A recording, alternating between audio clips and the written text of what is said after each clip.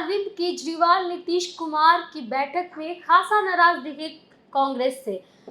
Arvind Kejriwal press conference से पहले ही उठ करके दिल्ली के लिए रवाना हो गए और इसको लेकर के अब देखा जा सकता है कि नीतीश कुमार जिस एकता की मुहिम को छेड़ रहे थे, उस विपक्ष में अब एक बार फिर देखा जा रहा है कि नीतीश कुमार को और भी ज़्यादा मेहनत करने की ज़रूरत है, क्योंकि पहले ही बैठक में कांग्रेस और केजरीवाल आमने सामने हो गए, जिसके बाद से ये अब कहा जा रहा है कि नीतीश कुमार जो है अब उनकी एक तरह से मुश्किलें बढ़ गई। पहले ही अपने महागठबंधन को नहीं संभाल पा रहे थे नीतीश कुमार, और अब बाकी राज्यों के जो दल हैं उनके बीच जो मतभेद है उसको देख करके नीतीश कुमार की मुश्किलें बढ़ रही है। हम आपको बताएंगे कि आखिर ऐसा क्या हुआ कि अरविंद केजरीवाल बैठक के बीच से ही उठ के चले गए और वो प्रेस कॉन्फ्रेंस में नीतीश कुमार के साथ हिस्सा नहीं लिए। मीटिंग खत्म होने के बाद तमाम जो दल आए हुए थे और दल के जो नेता आए हुए थे उन्होंने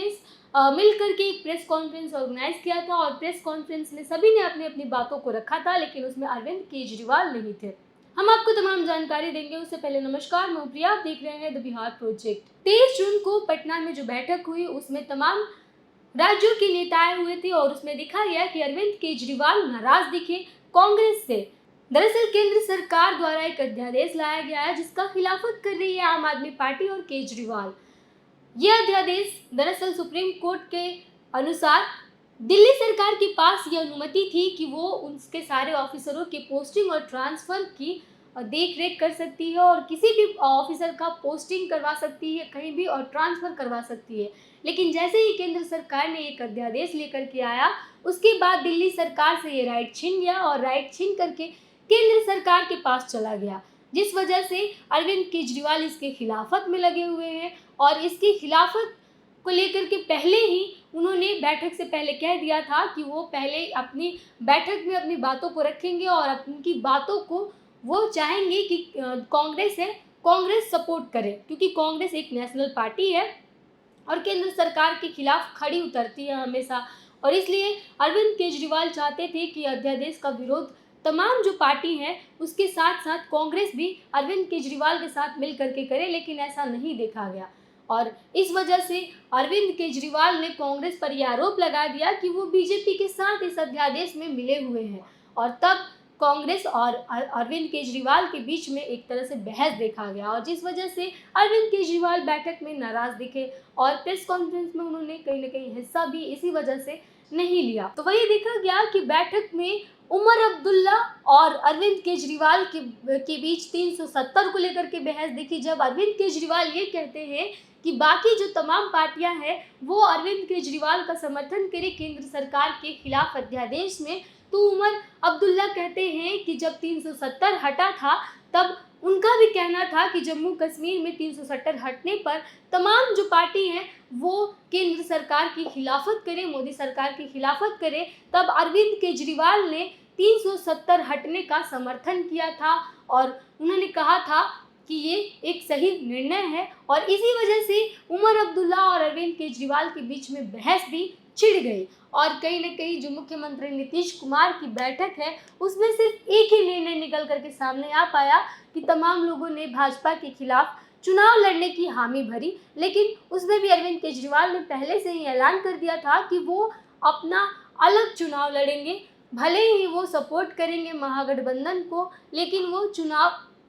अलग लड़ेंगे बीजेपी के खिलाफ। वो तमाम जो पार्टी के दल के नेता हैं उनके साथ खड़े दिखेंगे, लेकिन इसके बावजूद भी अरविंद केजरीवाल ने कांग्रेस से ये उम्मीद रखी कि कांग्रेस अध्यादेश के खिलाफ आपका समर्थन करे, जिस वजह से वहां पर कोई राय नहीं मिलने के कारण अरविंद केजरीवाल खासा नाराज दिखे। और कहा जा रहा है कि तमाम जो विपक्षी दल की बैठक हुई एक बार फिर से कहीं ना कहीं वो फ्लॉप दिखाई दी, और इस वजह से आगे डेट रखा गया है शिमला में, और शिमला में इसका अब बैठक होगा जहां पर तमाम जो पार्टी हैं वो मिल करके और बैठक में हिस्सा लेंगे और उसके बाद ये निर्णय करेंगे कि आखिर चुनाव की सीटों का बंटवारा क्या होगा और इसके संयोजक कौन होंगे। कल ही नीतीश कुमार को संयोजक बनाया जाने वाला था, लेकिन हुआ कुछ ऐसा कि संयोजक बनते बनते नीतीश कुमार रह गए। अब कहा जा रहा है कि शिमला में इसका निर्णय लिया जाएगा कि आखिर नीतीश कुमार या फिर गांधी परिवार से कोई चेहरा कौन होगा संयोजक और कौन करेगा नेतृत्व विपक्षी दलों की एकता का। और अब देखा जा रहा है कि जैसे कल ममता बनर्जी ने भी साफ कर दिया कि वो बीजेपी के खिलाफ नीतीश कुमार के साथ है। इसके अलावा लालू यादव ने भी कहा कि वो अब एकदम फिट है और बीजेपी को भगाने के लिए तैयार हैं। इसके साथ ही तमाम जो नेता आए थे सब देखिए भाजपा के खिलाफ बोलते हुए, लेकिन अरविंद केजरीवाल एक मुसीबत और एक तरह से और चुनौती बन के खड़े हैं नीतीश कुमार के सामने और कांग्रेस के सामने, क्योंकि अरविंद केजरीवाल कहते हैं कि पंजाब और दिल्ली दोनों में अरविंद केजरीवाल की काफ़ी अच्छी पकड़ है और इस वजह से वो चाहते हैं कि कांग्रेस उनको सपोर्ट करे। वहीं पंजाब कांग्रेस का भी गढ़ माना जाता है और कांग्रेस की सरकार भी है। इसको लेकर के अब कहा जा रहा है कि एक बार फिर आम आदमी पार्टी और राहुल गांधी दोनों आमने सामने दिखाई देंगे और इसके अलावा ममता बनर्जी भी हैं और ममता बनर्जी